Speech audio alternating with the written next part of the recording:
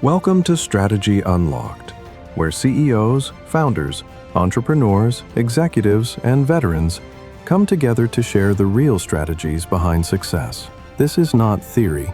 This is lived experience applied. From startup founders to boardroom leaders, from veterans to visionaries. If you're scaling or redefining your leadership, you're in the right room. And if you're ready to your voice, sharpen your presence, or learn how to command the room, we work with you through Master Coach Headquarters. Strategy Unlocked is powered by Business Navigators in partnership with Veteran Coaching Network and Master Coach Headquarters. This is where leaders align, voices rise, and strategy is unlocked.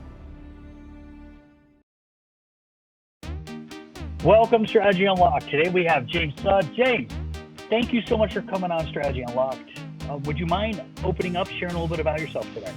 My professional journey, military journey, I think as with a lot of veterans, just started out of high school, just was not really sure what I wanted to do. And I think the military became just a really fantastic option for me just to be set, not ready for college. So I started off in the Navy as a nuclear reactor operator, went through the training pipeline, and really enjoyed the academic element of that, but was not enamored with the idea of being stuck on a sub for 6-7 months at a time underwater. So halfway through my college degree, when I was gonna have to be a nuke officer, I petitioned to switch to the Marine Corps so I could spend a little bit more time out in the field. It's a bit of an arduous journey getting that approval completed, but I wound up being a Marine Corps officer, logistics officer, and served in a variety of different roles.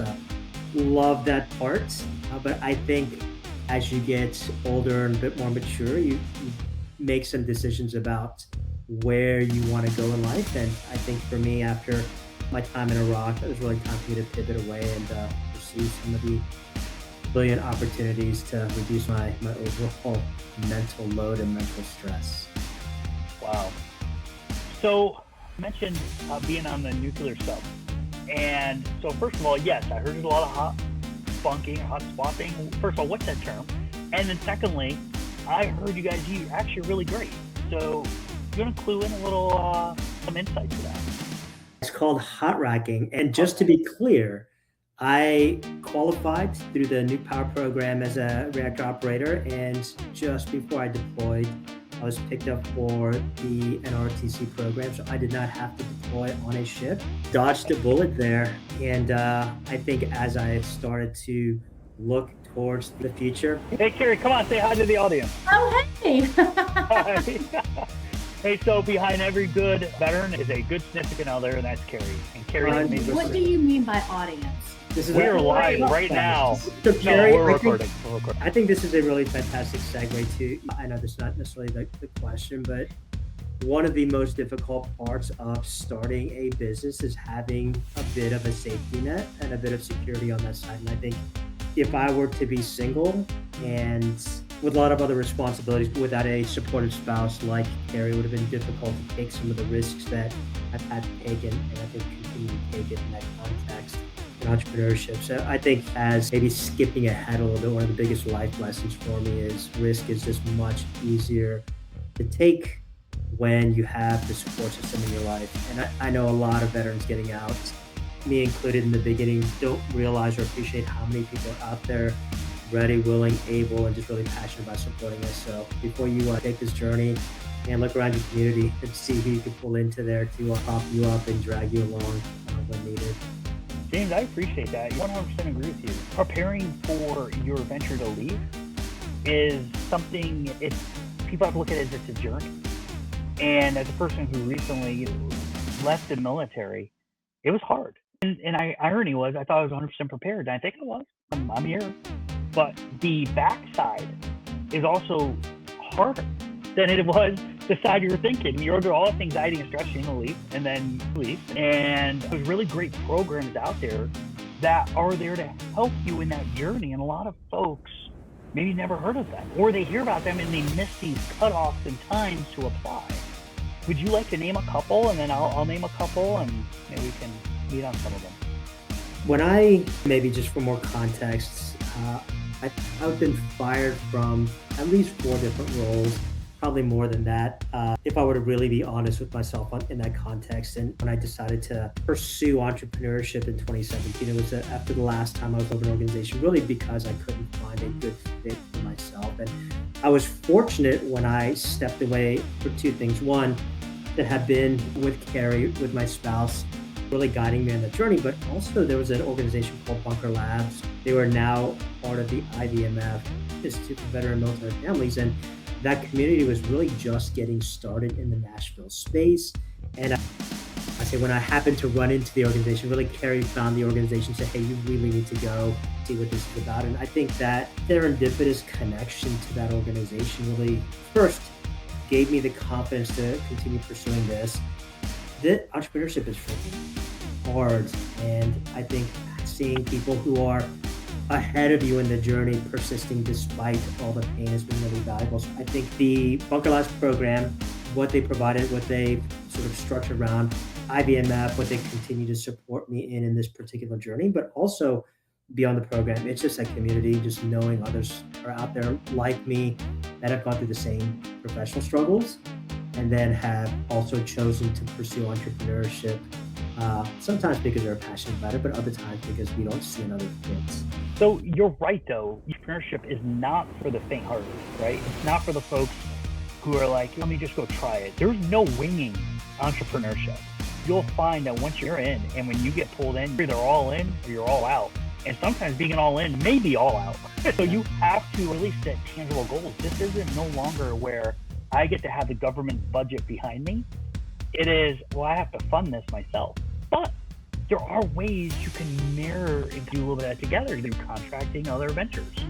And I think you hit another nail on the head. You have to have good mentors or good folks who've been there before you that can help you in that process. And to your point, IVMF and Bunker Labs has a couple really good programs. They have a lot of great programs, but I'll mention a couple. They have the ambassador program. And what's great about the ambassador program is you have these folks who act like a little bit of Sherpas who've at least been a day or two ahead of you. I'm not gonna say you found or figured it all out. No, I don't think there's anyone really figured it all out. But I will say that there's a few folks who've just been successful to a degree and maybe they're to help you. And if they just made mistakes, folks, learn from their mistakes. Better to learn from theirs than you repeat them. And then let's say you have made it and you're like, hey, I got $1 million in revenue and I'm proving it and it's going on in my business successful. Well, guess what? Maybe this year was $1 million, but next year it could be 5 million or 10 million, 15 million, but the barrier might be you. So they formed this great program called the CEO Circle, where if you can be a C-suite leader or a founder or one of those folks who may stepped into the CEO, but your company is pulling in that proper, again, check them out on their website. But with that said, you could be in the circle and they'll help mentor you so you can be more of an executive. So the thing is that what I've learned is that veterans, in many cases, sometimes we lack that little filter. And when you become a C-suite leader or you become an executive growing bigger and faster, well, you have to learn to apply the filter because the more you talk sometimes may equal more higher risk. And so you have to learn how to taper yourself and maybe be a little more guarded. But when you speak appropriately. You may be creating a wave and there's no need for that wave. So, but it's a great organization. I love that you said that. In fact, for full transparency, that's why I met James and his wife. And it's a great program and wholeheartedly I love it. James, there's a program called 4 Blocks. But before we go to 4 Blocks, is there anything you want to mention about IVMF before we move on to another one? No, IVMF is phenomenal. They are an enormous organization. I think sometimes they fly under the radar because they are very closely associated with Syracuse University, but there's no required association with Syracuse University. They have such a really broad, big reach and people with really big hearts. I think if I can maybe talk about what I believe is missing in the veteran support space, please do it. It is, there's 2 pieces, right? Like you go with entrepreneurship and you listen to mentors and read books, and they're always telling you what you need to do, right? Take these 7 steps and you're going to be a successful entrepreneur. These 5, my plan, you're going to be a millionaire or you're going to sell 100,000 books. And I think for me, the mentoring I've valued the most from individuals is, here are the things you shouldn't do, right? Not what you should do, but like you can do a lot of things. There's a million different ways to succeed, but like avoid these at all costs, right? Don't way 50-50 relationship with anybody in a business because it is going to create friction no matter how much you love that individual, right? Or how close you are to them. And, or a divorce when things are good, right? The other part too, and I'm going to be frank, I see a lot of really stupid ideas in entrepreneurship where, based on in the civilian sector for 20 years, you're like, there is, and I mean literally, is that business idea will ever work. And I think we want to prop people up and tell people that is really excellent. Oh my gosh, it's amazing. You go do your thing. And if we're being honest with ourselves, I think that person needs or a lot of individuals need a lot of open, honest feedback about here's what's wrong with that based on experience. Don't spend $100,000 or leave a very well-paying job or safety and security. Jump into something because you're passionate about that. And I think when we bias ourselves, or entrepreneurs, veterans, bias ourselves just saying the nice thing, and as we are to tell people the hard news and the hard truths. Yes. And I want to make sure that it's certainly in our community, like we don't do that when somebody comes up with an idea. And it shouldn't be stupid, like go back to day job. It's here's what's with that. Here's how you may want to rethink this particular piece. Here's what the future may look like if you don't sort of like alter course. I think that type of insight and programming was really valuable in places where the idea than others. That's a great point. Very good point. So a couple things to move from there. So you created a company. You founded this company. Can you share a little bit about, or rather, what is Nashville Analytics LLC?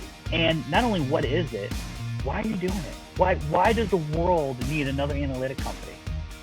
Yeah, thanks for that question. It is that I've asked myself many times, and I think it's forced me to sort of reflect on how do you differentiate in this, whether technology or whatnot, and even AI today. I've spent a bulk of my career in operations type roles, business process areas like that. But I always had a deep passion for technology. My undergrad's in computer and systems engineering, and as a nuke, I just loved computers and systems, but never had formal roles in that space. So I've had to learn the front line all the way to executive functions in more of an operations perspective. Because I wanted to solve problems and I had a deep curiosity for it, I taught myself a lot of different technology and coding, SQL, visualizations, Power BI, things like that. As I left in 2017, I realized that unplanned diversity of skills, a pretty critical and growing need. Currently, if you look at the techs, you have technologists, the coders, and the programmers that can build you anything that you want to build. But they don't understand business in any context, right? So they build what I'll call, beautifully useful tools, right? Look phenomenal, but they have no business function. They're useless. Sometimes you could have 100 useless dashboards and tools. Yes. You're like, why? I have 20 useless dashboard tools, and why did it take me millions of dollars to create it? You're right. Yeah. Power BI dashboards to download CSV files so they can work with it in Excel, right? It's on the flip side, you have business executives who are brilliant at organizational strategy and operations process optimizations, but they believe that technology is too complex and they don't keep up with the capabilities. So business leaders don't know what to ask for relative to the capabilities of the technology, and the technologists don't know what to build. So having experience on both sides, we sit as an interpretation layer. Here's the optimal way to build your data infrastructure and reporting to provide the insights that are critically needed to solve an actual problem happening in the business. And when we sit there, it actually reduces the cost of implementation and dramatically increases speed, because we're not solving an undefined problem, we're solving a very specific real-world problem that we actually have specific expertise in solving, because we've sat in those roles, the executive roles. We've also sat in the technology roles. I think it's well said. And to add to that, what I tell our community, the veteran community, is, folks see vets and they're like, oh no, that person's tree, or that person was Signal, or that person was, you pick something else, maybe Mortarman or Women or whatever it is. So here's the deal though, I don't look at them that way. Veterans are problem solvers. And just because they were at one level, regardless, enlisted or officer, doesn't mean they weren't problem solvers. They were problem solvers for what they were empowered to solve at that time. And I think if anyone's listening, come to Veteran Coaching Network. Come to check out summit.veterancoachingnetwork and come listen to these great folks who are sharing their perspectives. And some of them, they were homeless. And today, multimillionaires. And not only multimillionaires, sometimes several businesses. And that's what veterans do. Sometimes veterans, they're really good at looking at the big picture, but sometimes it just takes a minute to get there. But once they get there, there's no better to have them on your band, have them on your team, and help them read the music, because they're going to orchestrate a beautiful, awesome, solving that problem is going to look amazing. So the veterans are great in the community, and my suggestion is come check it out, come listen more. You know, James, what I heard from you also is you guys are, your company, your specialty is you're a Sherpa. You explain what Sherpaing means, like in your, and how are you Sherpaing? If I'm new at business and I'm coming to you, and I have one distinct problem, maybe more problem, I don't know, but give me a problem you see common if you don't mind, and you would Sherpa me through that. Yeah. Wow. I think there's so many of those. Okay. I think maybe a nonprofit. Let's talk about the nonprofit. With that, is that we can talk about how you're helping veterans nationally. I know American Heroes Equine Connection Incorporated 501c3, nonprofit in Indiana, but I came to James and said, James, I need help. And he's like, he did this amazing like Jedi magic that I've already put in on like a grant. Can you share some of that maybe? Because that might be a good area. I don't know. Yeah. So in that, thanks for that one. I think recognizing for us where organizations are likely to struggle and where they're going to fall behind and the potential implications of that. So the area that you're mentioning, nonprofits tend to be, by who joins the team, by the amount of investment they have available, late adopters to technology. And I think it's not unreasonable to say they're typically 5 to 10 years behind in technology adoption in that sense. That's okay. It sort of slowed the nonprofits down a little bit in the past, but as you fast forward into this new world that we're in with AI and agentic systems and Claude code, if nonprofits are 5 years behind, 2 years behind, or even 1 year behind in adopting some element of that technology, they're going to be completely irrelevant in the coming years, and the community that they're supporting is going to suffer. So we're looking at ways to help close that knowledge gap, give individuals and organizations the confidence that, this seems magic, it seems incredibly complicated, but there are ways to approach and apply the technologies in a way that is low cost, accessible, and really understandable to the organization. So one of the things that we do as well host nonprofit grant writing workshops. These are all-day workshops. We invite 10, 15, 20 nonprofits into a room. We give them all of the code they need, the markdown files, the structures, the instructions, and we'll help them implement and deploy these multi-agent systems in their own environment, then give them the full instruction sets on how to write, for instance, a grant from end to end, fully fleshed out, that is curated and tailored to their particular organization in their own voice and scored against the requirements of a particular grant. So it's been incredibly successful organizations, and does a couple of things. One, it gives that nonprofit access to potential grant opportunities at much lower cost and lower time commitment, especially when they're small. But second, I think it teaches that team that, hey, this is accessible technology, and if we can do it for this particular relatively complex area, we should be able to take that same methodology and mindset and start leveraging agentic or the AI tools in a much more meaningful way without the fear of the unknown, right? No, that's true. Hey, folks, if you're listening, please do me a favor. Click the check out www.analytics.com. I'm telling you right here, James and his team is first class. They're absolutely amazing folks. They are critical problem solvers that you want helping you Sherpa through your data and through your analytical dilemmas or conundrums today. Not only will they take that out there and streamline it and make it make sense for your organization, they do everything from teaching to coaching to facilitating to implementing to literally, hey, let's sit down and design it, and they can also create. They're one of the best data and analytical Sherpas out there today. James, it's okay with you, pop your website up. If you could just take a minute or two and maybe just take a second, and you can grab a little banner on the side, I think, and just talk through it if you don't mind. Yeah. In a minute or so. Yeah, this is an organization, business impact through uncommon engagements. We actually started out as just a data visualization shop, data strategy shop, but we started to add some expertise in the space. We've got a PhD in analytical chemistry from Vanderbilt who does a lot of the data science and insights and old school AI stuff. And then we have a former data engineer from Lyft that left the organization and is running our data architecture component. So we've got this pretty structured to help organizations, particularly small organizations, really manage the technology data assets they have. We work in a wide range of different industries. We talk tech startup. We have deep expertise in the healthcare and supply chain logistics side, which we're really passionate about. Nonprofits, this is one that we had just wanted to spend a little time on 2.5 years ago. And I think because it created so much energy and excitement within the team, they now represent roughly 80% or 70% of our client base in 2026. Gets us pretty excited. This is the team, 3 of the team members. We have 8 team members and scaling towards about 12 or 13 over the next few months. Yeah, that's us. The team, some of the leaders in the company. Hey folks, so do me a favor, check out Nashville Analytics. You can learn more about James, his team. Also, come check him out. He's going to speak at the Veteran Coaching Network. He's going to talk a little bit, maybe leave the veterans and the executives that show up, leave them with a couple nuggets that they can help and apply.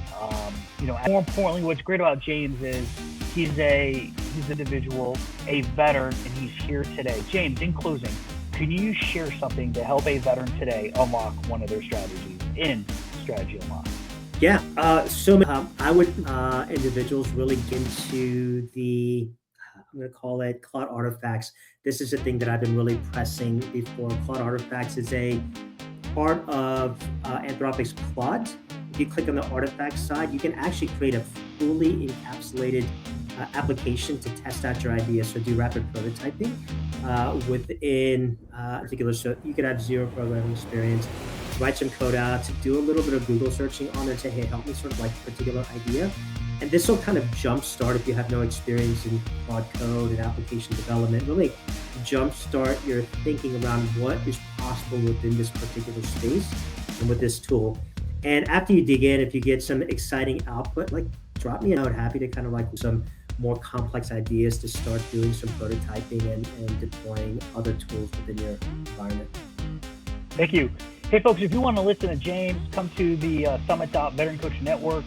Also, at the end, stay to the end. Come talk to him. You'll have an opportunity to speak with him for a few moments at the very end, and maybe be what you just need.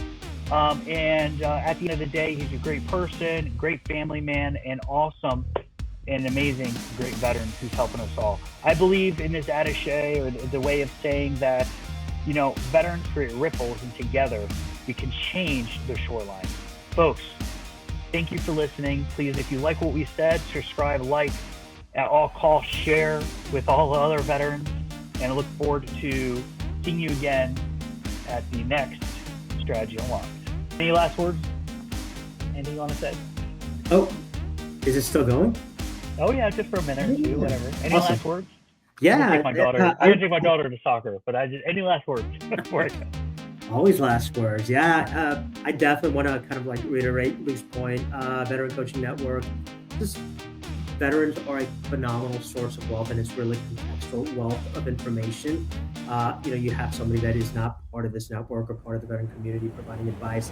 It's missing something about that experience and journey, and I think that context is just critically important to help individuals like us succeed, individuals with our specific background and unique contributions.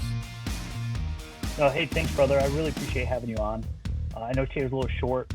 We'll have to do a coffee chat one time, and maybe we do it live. We can maybe plan it, pump it live, and then if you ever want to just walk someone through an app or something, we can debut it. We'll just do it live if you want. We can do one of my apps, one of your apps, it doesn't matter. And in fact, I'd love you to shoot holes through mine, because I learned from everything you're doing. Folks, if you haven't learned, James is just articulate. He's intentful. And to be very fair, he's a very good manager of time and just a really awesome person. So if you take nothing from this, please check out Nashville Analytics and talk to his team, because they're killing it. And the truth is, they can help you 4X and 10X your organization. And if it's the right business and it's the right proposition, they might even help you 100X. So if you're a nonprofit and you are looking for someone to help you, I'm gonna tell you personally that I know that there's plenty of organizations willing to help me for $100,000. And James helped me for kindness of his heart. That is the incredible person him and his organization and leaders are. Check them out. If you're looking for a solution provider, you're looking for someone to solve problems in your organization today, I vote every day with those people who are willing to help us and help our community. Thank you, James. I loved having you today. There's a moment right before the lights come on, when preparation meets opportunity, when your voice finally matters. This is where leaders stop sitting in the audience and start commanding the room. Veterans, founders, executives, people who've done the work and are ready to be heard. No hype, no noise, just clarity, confidence, and execution.